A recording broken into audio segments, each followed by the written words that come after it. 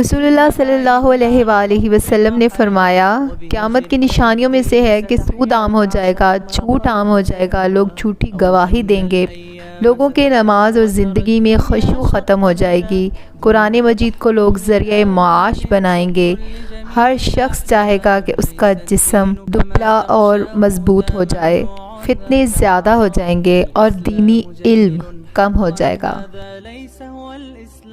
پوری کائنات میں کوئی کسی کا اتنا انتظار نہیں کرتا جتنا رب کریم اپنے بندے کی توبہ کا انتظار کرتا ہے۔ میں نے کہا، مولا بہت گناہ گار ہوں، کیا میری توبہ قبول ہوگی؟ جواب آیا، وَإِنَّ اللَّهَ لَعَفُوٌّ غَفُورٌ، اور اللہ بڑا معاف کرنے والا اور بخشنے والا ہے۔